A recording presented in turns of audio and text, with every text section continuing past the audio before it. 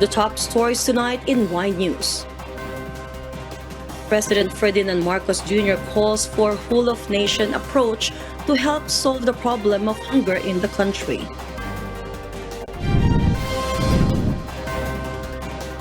Senate Deputy Minority Leader Risa Hontiveros dares suspended Bamban Tarlac Mayor Alice Guo to attend the Senate hearing on illegal Philippine offshore gaming operators or POGOs in the country or face arrest. House Speaker Martin Romualdez reacts on the plan of the three Dutertes to run for the Senate seats in the upcoming 2025 midterm elections. And we will discover why the International Criminal Court issued arrest warrants for Russia's military general and former defense minister amid the ongoing war against Ukraine.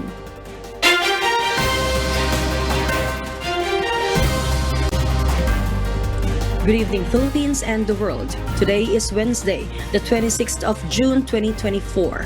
Join us in the next hour as we deliver today's top stories around the Philippines and in other parts of the world. I am Elsie Marcos. We are also seen in 1,935 satellite monitoring centers nationwide and via live streaming worldwide through the UNTV News and Rescue social media channels. I am Mavian Dog.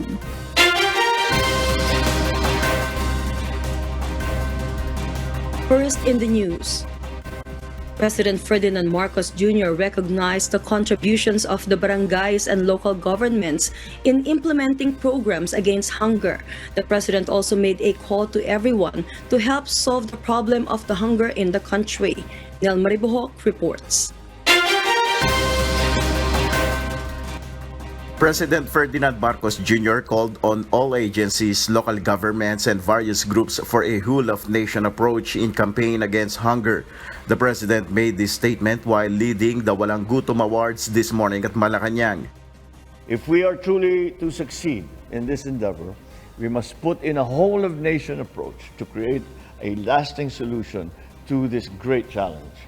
I call upon our government and our partners from the private sector, from the non-profit organizations, citizens, our friends in from the international community, and citizens to work together as a united front and walang gutom advocates. According to PBBM, 12% of Filipino families, or about 3 million households, still experience hunger, at least one in the past 3 months of 2022. 1 in 3 children suffers from stunting due to malnutrition. The president said that the government is aware of these challenges and the potential ways to address them. He appealed to other LGUs to adopt and enhance its anti-hunger initiatives. So now I invite all our LGUs to look at these outstanding programs of our nominees, see how and why their programs work, and examine whether you can adopt or improve these further to apply them in your communities. The Walang Gutom Awards are given to local governments with the best initiatives and measures regarding food security and nutrition challenges. Nel Maribuhok, UNTV News and Rescue. We serve the people, we give glory to God.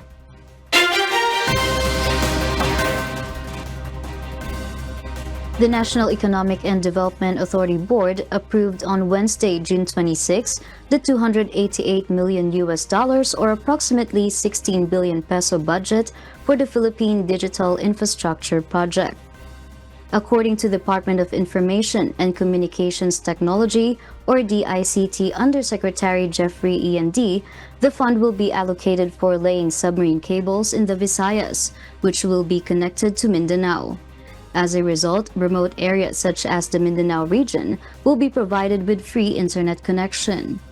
The project aims to establish 772 free Wi-Fi sites in the region, which will be particularly beneficial to students in public schools and universities. We are actually just implementing the law, but we will be focusing on public schools, state universities and colleges, and rural health units. So yung 772 are mostly public schools and rural health units. A Senate panel issued on Wednesday, June 26, a subpoena against suspended Bamban Tarlac Mayor Alice Guo. This was after Guo failed to attend today's hearing of the Senate Committee on Women, Children, Family Relations, and Gender Equality on illegal Philippine offshore gaming operators, or POGOs, in the country. Senate Deputy Minority Leader Hontiveros, who chairs the committee, dares the suspended mayor to show up in the next hearing or she will be cited in contempt and be detained. In her letter of the explanation, Guo says she is not fit to attend the hearing, saying that the stress from what she calls malicious allegations has affected her physical and mental health. But the opposition lawmaker expresses dismay as she exposed a copy of NBI clearance of another Alice Guo bearing the same birthday and place of birth of Mayor Guo but has a different photo. Same ang birthday sa birth certificate ni Alice Guo na tumakbong mayor, July 12, 1986. Pareho ang spelling ng pangalan, pero ibang-iba ang mukha. Napakadami ko pong katanungan. Is it a coincidence na may dalawang Alice Guo na pinanganak on July 12, 1986 sa Tarlac?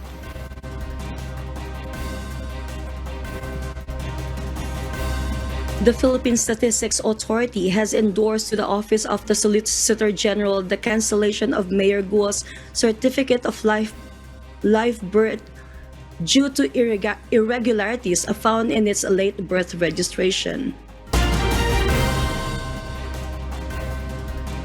The Department of Justice, or DOJ, said that the possible cancellation of suspended Mayor Alice Guo's birth certificate will not affect the pending complaint against her. Meanwhile, the Office of the Solicitor General is seriously considering such recommendation. Nante Amento tells us why. Department of Justice, or DOJ, spokesperson Assistant Secretary Mico Clavano explained that the recommendation to cancel suspended Bamban Tarlac Mayor Alice Guo's birth certificate is completely a different issue. Hence, it could not allegedly affect the qualified human trafficking complaint against her before the DOJ. Sa tingin ko naman po, hindi naman ma-apekto yung complaint sa kanya, no? Dahil that's a completely different issue. Clavano further said it could result in the possible filing of another complaint, especially if the document is proven fake. It might open up a new case dahil malalaman talaga natin na peke yung in-issue sa kanya na birth certificate. Mayor Guo and 17 other personalities are now under an immigration lookout bulletin order to monitor if they would travel to other countries due to the complaint they are facing at the DOJ. However, the DOJ is eyeing for a precautionary hold departure order to bar the respondents to leave the country. Yung PHDO or yung precautionary hold departure order, yun ang nagpapa-hold talaga ng isang individual dito sa Pilipinas at hindi na siya makakaalis. So we hope na after yung issuance ng ILBO, magkakaroon na rin ng PHDO para mapilitan ang mga respondents sa kaso na humarap sa korte. Meanwhile, Solicitor General Minardo Guevara said that they are seriously considering the recommendation to cancel Guo's birth certificate. The process will be by filing a petition with the regional trial court, but it is allegedly a part of a bigger legal action that they cannot disclose at present. Dante Amento, UNTV, News and Rescue. We serve the people. We give glory to God.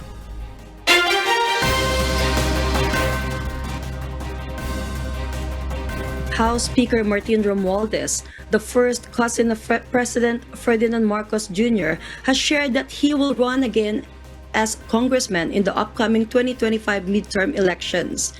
Meanwhile, the House leader gave a concise response regarding the plan of the three Dutertes to run for the Senate seats. Rosalie Cos will tell us why. House Speaker Martin Romualdez was asked about his plans for the elections. The official stated he will run again in 2025 midterm elections as later representative. His plans for 2028 were also inquired about. He answered these questions on the sidelines of the groundbreaking ceremony for the 13-story hemodialysis building at the National Kidney and Transplant Institute or NKTI in Quezon City. Siguro mananatili muna ako sa first district ng Leyte and I'll just do my work kasi marami pang kailangan itatapos ko dyan sa first district ng How about 2028, sir? matagal pa yun. Alongside this, the Speaker ensured that they will pass in the House the remaining priority bills of the Legislative Executive Development Advisory Council before the end of 2024. Meanwhile, the House leader gave a concise response when asked about the plan of the Duterte father and sons to run for the Senate in the 2025 elections. It was Vice President Sara Duterte herself who announced that her father, former President Rodrigo Duterte, her brother Davao City 1st District Representative Paulo Pulong Duterte, and Davao City Mayor Sebastian Baste Duterte will run for senator. According to the leadership of the House of Representatives, any Filipino has the right to run as long as they meet the qualifications set by law. Well, it's a democratic nation that we live in, so any Filipino has the right provided that they have the proper qualifications to seek for higher office. The Makabayan Bloc lawmakers have criticized the political plans of the Duterte family, labeling it as an example of political dynasty. They insisted that former President Duterte should just face the complaints against him, including those from victims seeking justice due to the bloody anti-drug war of the Duterte administration. Rosa Licos, UNTV News and Rescue. We serve the people, we give glory to God.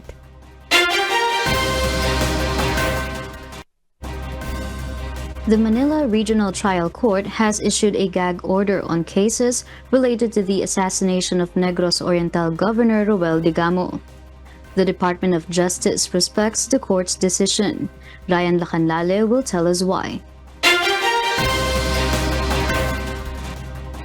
On Wednesday, June 26, Pamplona Mayor Janice Digamo, widow of the slain Negros Oriental Governor Roel Digamo, attended the arraignment of the accused Marvin Miranda, Angelo Palagtiu, and Jean Villente, who are among those charged with the governor's murder. Mayor Digamo refrained from discussing the case details due to a gag order issued by the court today. This means discussing the merits of the case in public, including on social media, group chats, or mainstream media is prohibited. The Department of Justice respects the decision of the presiding judge and will comply with it because sensitive details of the case should only be discussed in court. We welcome the gag order on the Teves case dahil alam mo naman na sumasagot lang din kami dun sa mga propaganda at fake news na linalabas. No? We think it is very prudent and diligent for him to issue such an order.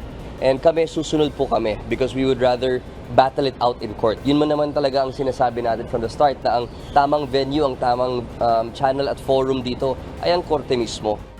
However, the DOJ clarified that the gag order only pertains to the cases faced by former Congressman Arnie Teves here in the Philippines and does not extend to his extradition case in Timor-Leste. Mayor Digamo has a message for former Congressman Teves. We're waiting for him to return. Ryan Lacanlale, UNTV News and Rescue. We serve the people, we give glory to God.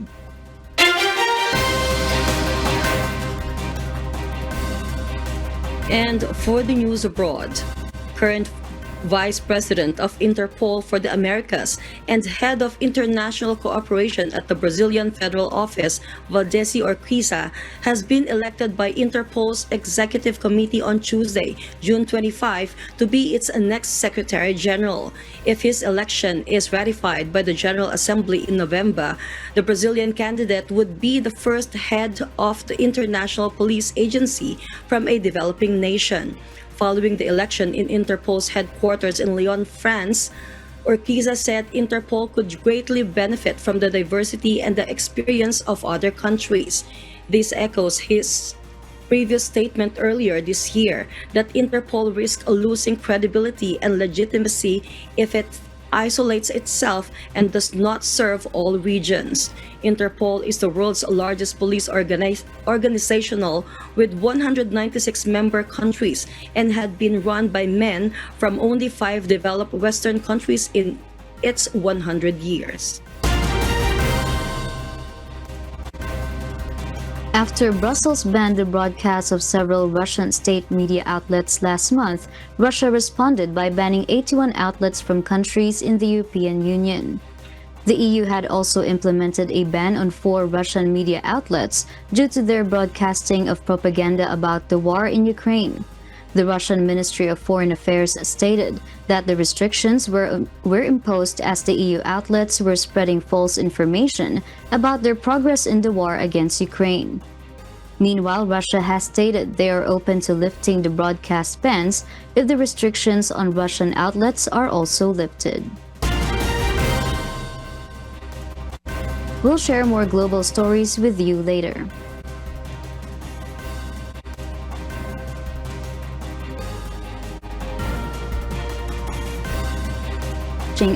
For those watching our live streaming on YouTube, please click the subscribe button you see on your screen and ring the bell for notification. You may also follow us on Facebook, Instagram, and TikTok.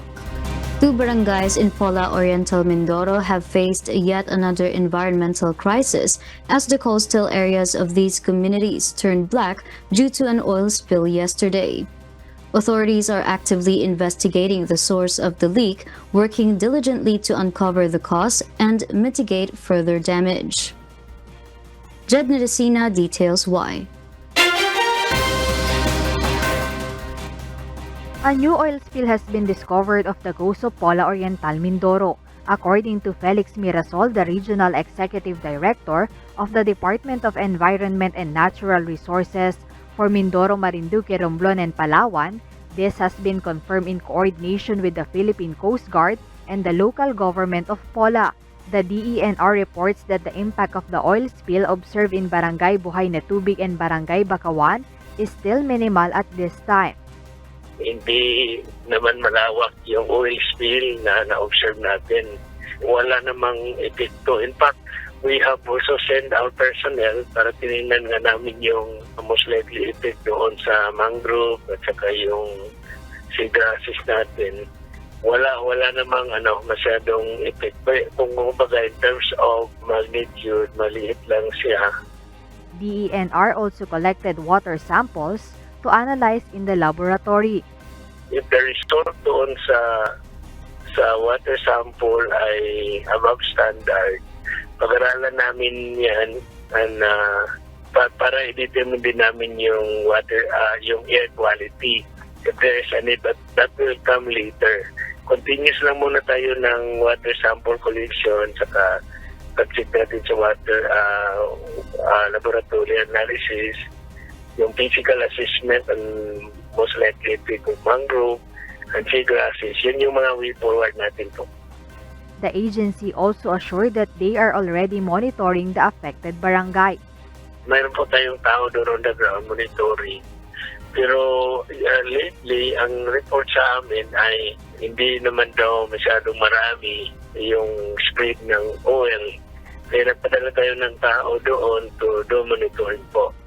They reminded the residents in the area to still be vigilant even though the effect of the oil spill is still minimal. DENR also made sure to continue their cooperation with the local government and PCG in Pola, Oriental Mindoro regarding the proper disposal of collected oil-contaminated debris in the area. Jed Neresina, UNTV News and Rescue. We serve the people. We give glory to God.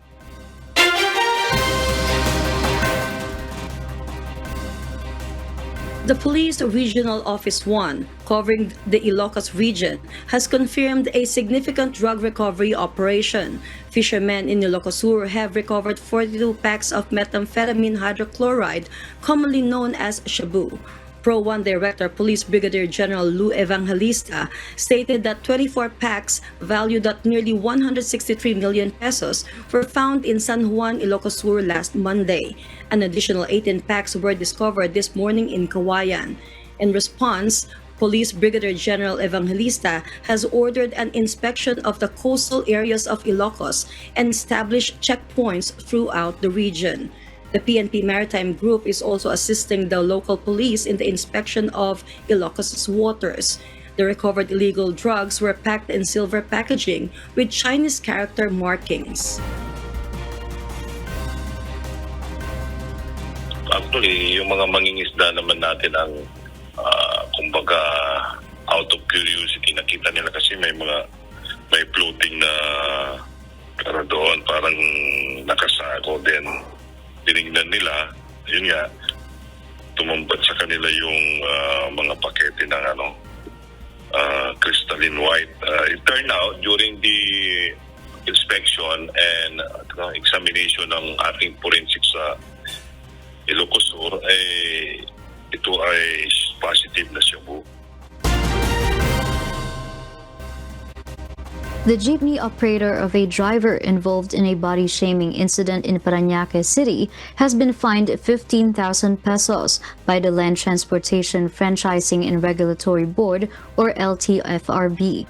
The driver who directed inappropriate words at a passenger is now facing a recommendation for the suspension of his driver's license.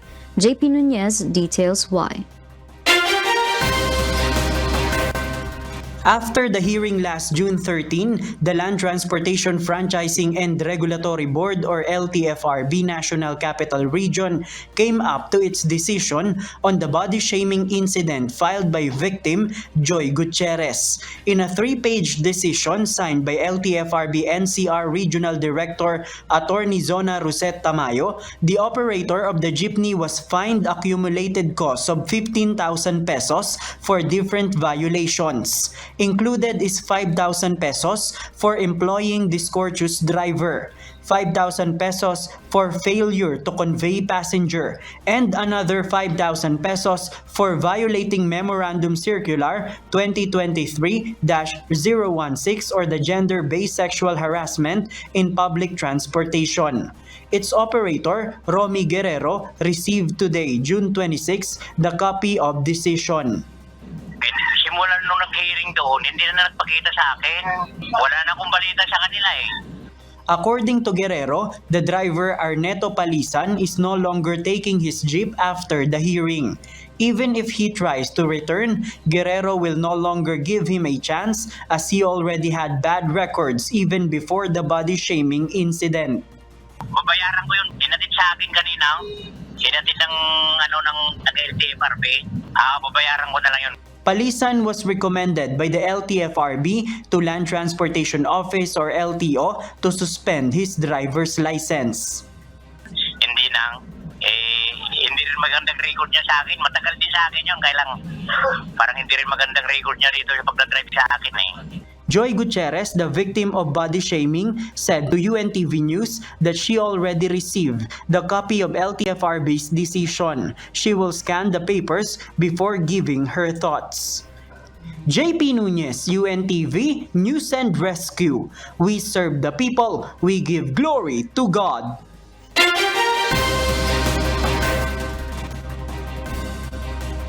The Light Rail Manila Corporation, or LRMC, plans to install safety barriers in platforms of train stations, but the Light Rail Transit, or LRT Line 1 management faces challenges while considering its implementation. Asher Kadapan Jr. tells us why.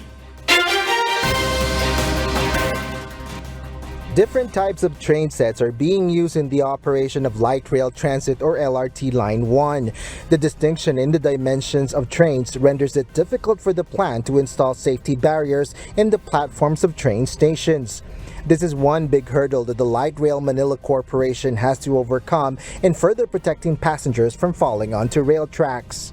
Na-mention namin before na pinag-aaralan ito, no? Pero base sa initial results ng technical feasibility, it's still a challenge for LRT1 kasi given yung situation namin na yung LRT1 has 4 types or 4 generations of train sets, no? Gen 1, Gen 2, Gen 3, and Gen 4. The LRMC added that every train sets have their own door configurations which should match the safety barriers they would need to install. Inaayos ko ano yung magiging best way forward, no? Given na yung barriers kasi automated yan, no? Connected sa signaling system. And syempre yung pagbukas ng door, dapat magmamatch yan dun sa door ng train, no? Kapag dumating sa stasyon. Target dates for its implementation has yet to be determined by the LRT-1 management. This concern raises anew as a female passenger was injured after allegedly jumping from a platform onto the rail tracks while the train is arriving at an LRT-1 station. The LRMC, however, assures the public of several safety measures already in place for the safety of passengers, but appeals for the cooperation of the commuters. Asher Kadapan Jr., UNTV News and Rescue. We serve the people, we give glory to God.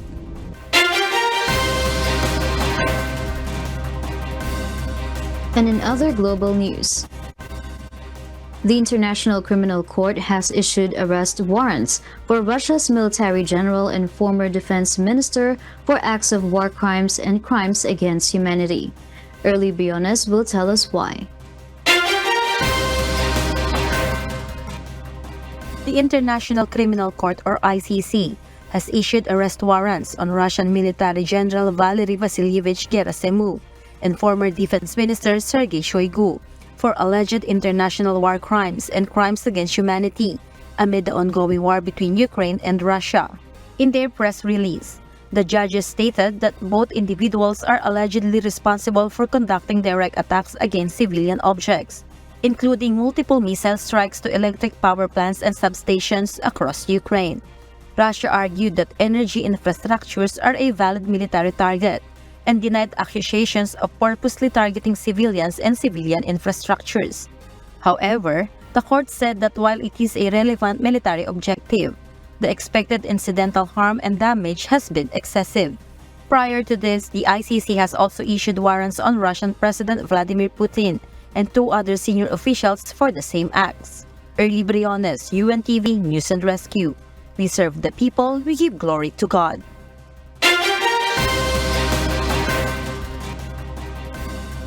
And those are the reasons behind the news in other parts of the globe.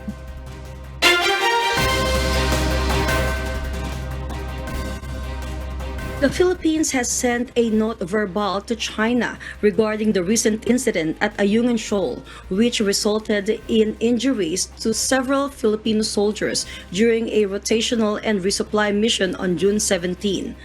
Foreign Affairs Secretary Enrique Manalo confirmed that he has spoken with Ambassador Huang Xilian about the incident but declined to provide further details of their discussion. The Philippines aims to bring China back to the negotiating table amidst escalating tensions in the West Philippine Sea. Secretary Manalo expressed his belief that despite the ongoing disputes over the contested territory, all issues can be addressed through calm dialogue.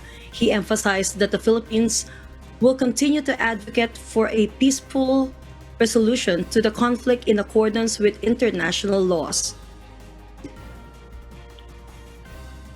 In preparation for the anticipated talks between the Philippines and China next month, the Department of Foreign Affairs has formed a group to handle the bilateral consultation mechanism. Vice President Sara Duterte clarified a recent video in which she mentioned an attempt to strangle or stab her that ultimately failed. In an interview yesterday, June 25, in Cagayan de Oro City, the Vice President was asked by the media to elaborate on the incident referenced in the video, where she pointed to a scar on her neck. However, Vice President Duterte did not provide specific names or details about who was involved in the incident. Hindi naman na siguro kailangan i-interpret yon, very straightforward yon. Tinanong ako kung ano yung sugat na nasa leeg ko at sinabi ko na sinubukan nila akong igurgur pero hindi sila nagtagumpay. Sino ba yun sila, VP? Silang lahat. Vice President Sara Duterte declined to provide details on President Ferdinand Marcos Jr.'s reaction to her resignation from the cabinet. Instead, she emphasized the importance of ensuring a smooth transition at the Department of Education, or DepEd. Despite stepping down from the president's cabinet, Vice President Duterte expressed that she still considers herself friends with President Marcos. She also mentioned that she has no idea who will succeed her at DepEd, but stated that she will welcome whoever the president appoints. Vice President Duterte will remain the Secretary of DepEd until July 19. I would think, sa tingin ko, ay magkaibigan pa rin kami ni Pangulong Bongbong Marcos. The National Kidney and Transplant Institute, or NKTI, together with House Speaker Martin Romualdez, held a groundbreaking ceremony for the largest hemodialysis center in the country. The facility will be built within the compound of the NKTI in Quezon City. Once operational, the hemodialysis center will house 200 dialysis machines. Rosalie Cos will tell us why. For a long time now, 66-year-old Adelina Bagayan has had kidney damage. Since 2018, she has been undergoing dialysis. Currently, she undergoes dialysis every Monday, Wednesday, and Friday. My own kidneys are not functioning properly. So because my protein was very high, I have to go on dialysis. All my finances were drained into the drainage. So lahat ng kinita ko ng 40 years was gone. According to the Executive Director of the National Kidney and Transplant Institute, or NKTI, Dr. Rosemarie Rosete Liquete, nearly 42% is the annual increase in the number of dialysis patients in the country. Chronic kidney disease is also the 7th leading cause of death among Filipinos. Currently, there are over 100,000 patients undergoing dialysis at NKTI, and there are various reasons for this. Dumating na tayo sa 50 to 70 age, and especially now with our lifestyle na maraming may diabetes at mga hypertension. Pag meron kang diabetes, in 15 to 20 years na ikaw ay diabetic, lalo na pag hindi controlled, mapupunta ka talaga sa renal failure. Therefore, the specialist advises having a healthy lifestyle, including avoiding junk food, avoid excessive consumption of sweet and fatty foods. Also make it a habit to have regular checkups for blood sugar and blood pressure. So lifestyle can easily be changed. Start tayo sa mga kabataan. The hemodialysis building that will be constructed within the compound of NKTI in Quezon City will be of great help. It will have 13 floors and will house 200 dialysis machines. The groundbreaking ceremony for the facility was held on Wednesday, June 26. The hemodialysis building will not only provide state-of-the-art facilities but will also serve as a beacon and hope and healing for those in need. In addition to the mega hemodialysis center, the government is also constructing other specialty centers. Marami talaga naghahanap ng tamang treatment at atensyon. So, napaka-maganda itong mga developments. At lahat ito matatapos sa termino ng ating mahal na President Ferdinand R. Marcos. Ito pong vision at ito talaga ang legacy projects niya. Patients like Nanay Adelina are very grateful for the government's assistance to them. Physically masakit, at the same time, masakit din sa bulsa. So, I thank the government for helping us. Rosalie Cos, UNTV News and Rescue. We serve the people, we give glory to God.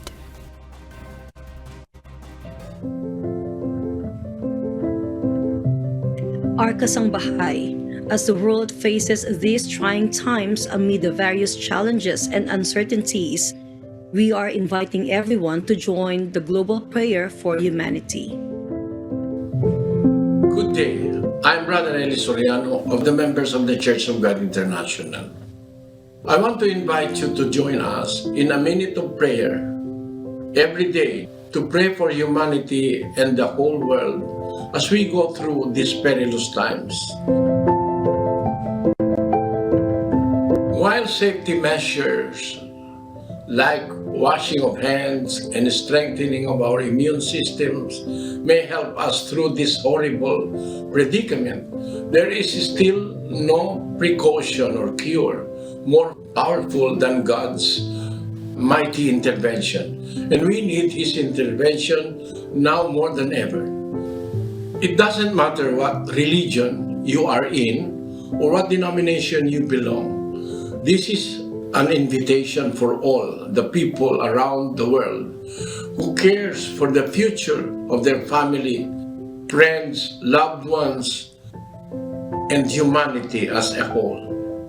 Everybody is welcome to pray with us. For more details, you can check out the description box below.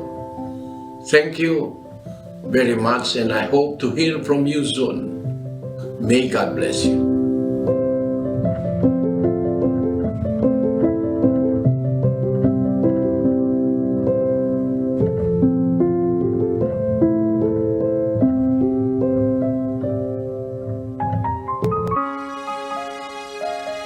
Before we close, we will leave you with the word giving glory to God. From the book of 2 Peter chapter 3 verse 11, it says, "Seeing then that all these things shall be dissolved, what manner of persons ought ye to be in all holy conversation and godliness?"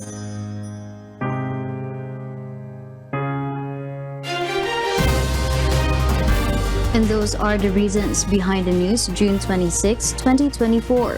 Reasons we deliver to you as they unfold. I am Mavian Dog, live from Australia. And because we need to know, we will always ask why. I am Elsie Marcos, live from Auckland, New Zealand. We serve the people, we give glory to God.